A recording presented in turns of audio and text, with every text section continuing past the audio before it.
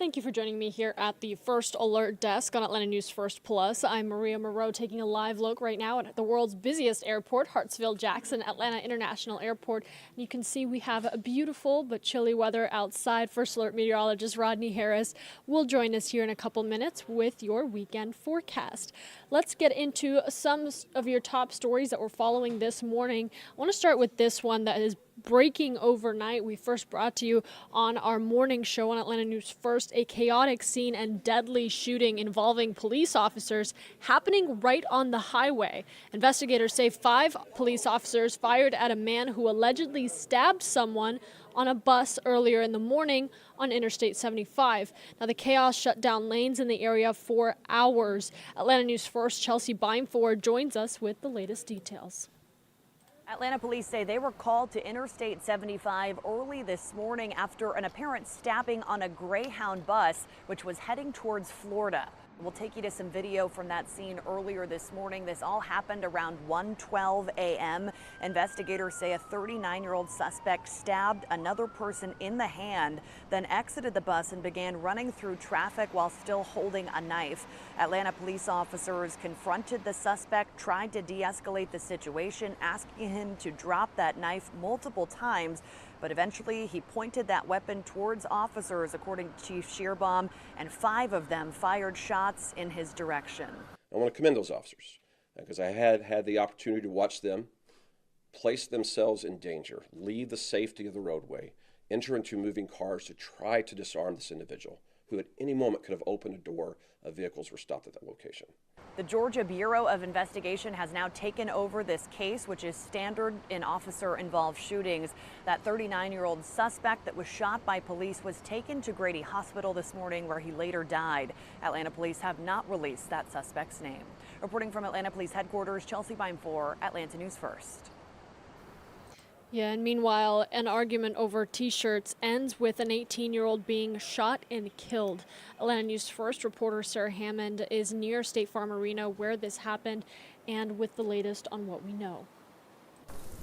This shooting happened after a concert at nearby State Farm Arena just 1 block away. Atlanta police say an argument started between 2 groups who were selling T-shirts. Specifically, police say there was a disagreement over parking to sell their merchandise in the area. One group began to fire and shot an 18-year-old multiple times. He was taken to the hospital where he died. And to give you some more context, we're standing right next to Margaritaville with the Tabernacle and the Skyview Ferris wheel to my right, so a very busy area of downtown Atlanta. And Lieutenant Andrew Smith with Atlanta Police calls the shooting senseless. That confrontation appears to have been over the selling of T-shirts, as there was a concert at State Farm this evening. That confrontation escalated and resulted in gunfire. Smith says no arrests have been made and the investigation is ongoing. In downtown Atlanta, Sarah Hammond for Atlanta News First. And this is a story we have been following really since the incident. Right now, multiple parents in DeKalb County facing some serious charges after their teenage daughters allegedly drove drunk and caused a deadly crash. The district attorney is hoping that the charges set a precedent with parents and their young ones about making sure that they are making smart and safe decisions. Atlanta News First Madeline Montgomery is following the latest developments in this story. This crash was foreseeable. A night of fun for Lakeside students Sophia Leshkavelli, Hannah Hackmeyer, and Anana Rao ending in tragedy, with Leshkavelli dead and Rao injured in a car crash on Oak Grove Road. The DeKalb County District Attorney announcing the teenage girls were drinking at Anana's house the night of the crash in February. Sumant and Anandita Rao have a long-standing, repeated pattern of allowing teenagers to drink in their home. DA Sherry Boston says the girls decided to go for a drive and the Rows allowed them to leave with an open bottle of wine. Less than 30 minutes later, a little more than a half-mile away, that decision would prove deadly.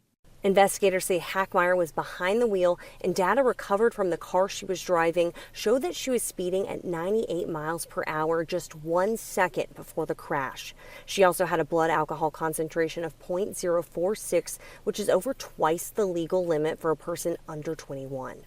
I have never seen a more egregious disregard for safety and well-being of young people. 49-year-old Anandita Rao is indicted alongside her husband Sumanth Rao, who hasn't been booked yet because he's out of town.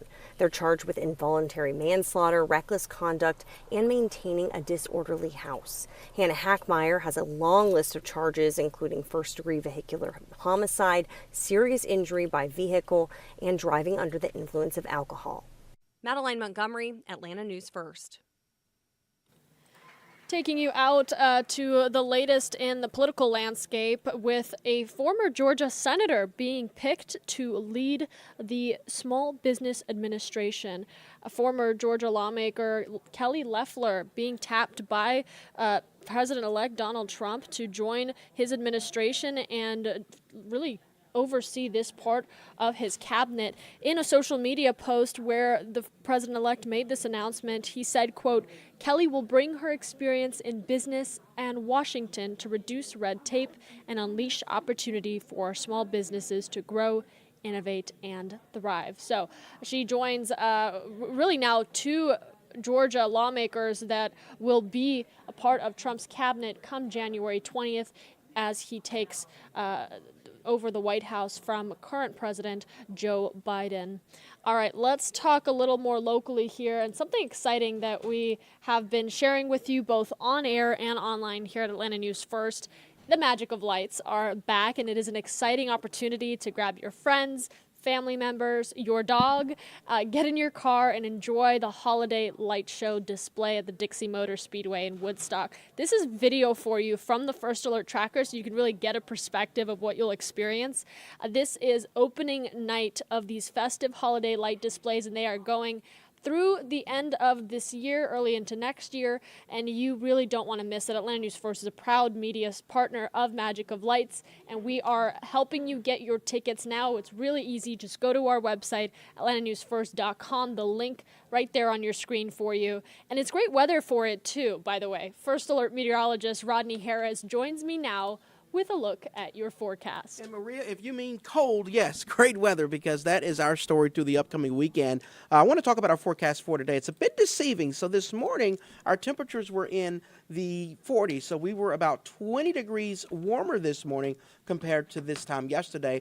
So that was certainly a great start to your day, not really needing the coat. Still chilly, but not as bad as what we saw on Wednesday. But the thing is, we have another cold front moving through like as we speak. So temperatures are actually getting ready to drop again. I want to walk you through the hour-by-hour forecast here for the rest of your day. At lunchtime, I'm showing you the wind chill, what it feels like on your skin, because as this cold front moves through, it's also going to bring some breezy winds out of the northwest. So when you factor in that wind plus the temperature, you'll have that wind chill today. So that's what we'll show you hour by hour instead of the temperature. Feeling like 46 degrees at lunch, feeling like 44 at 3 o'clock as you pick the kids up from school. And here's the deal. By 6 o'clock, feeling like 32 degrees on your skin in Atlanta. So you didn't really need the coat when you drove to work this morning, but when you get off later on today, coming home, you'll definitely need that coat by 9 o'clock. If you're headed out this evening, feeling like 29 degrees on your skin. So a bit of a break this morning from the super cold weather, but that cold weather is back this evening, so prepare for that.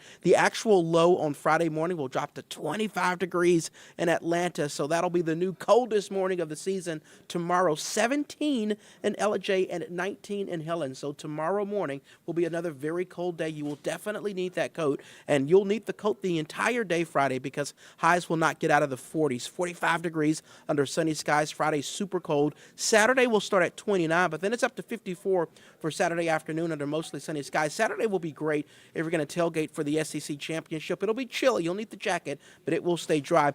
For Sunday, we'll start at 36 in the morning and 59 for Sunday afternoon. You'll notice more clouds out there on Sunday, but it will stay dry. And then next week, we have a pattern change. So one, it will be warmer next week compared to what we've seen this week. Highs will be in the 60s next Monday, Tuesday, and Wednesday. And then we're also looking at a series of fronts that'll move through. So we have a chance of rain just about every day, Monday, Tuesday, and Wednesday of next week. Right now, we have first alert weather days for Monday and Wednesday. Truth be told, that could be on Tuesday as well. So really, it's the first half of the week that we're looking at in terms of the potential for some showers. So watch out for that next week. Make sure and circle that on your calendar again. Not as cold, but definitely looking at a wetter pattern. And just because we have these first alert weather days doesn't necessarily mean it'll be a washout, but at least the potential for rain impacting you really every single day, Monday through Wednesday of next week. So we'll keep you up to date on that in the first alert weather app. But until then, it'll stay dry, but just super cold. Remember, not bad out there right now, but when you drive home from work, it will be super cold later on this evening. We'll have an updated forecast for you on Atlanta News First at noon and always in our first alert weather app. Hope you guys have an amazing Thursday. And until next time, we'll see you soon.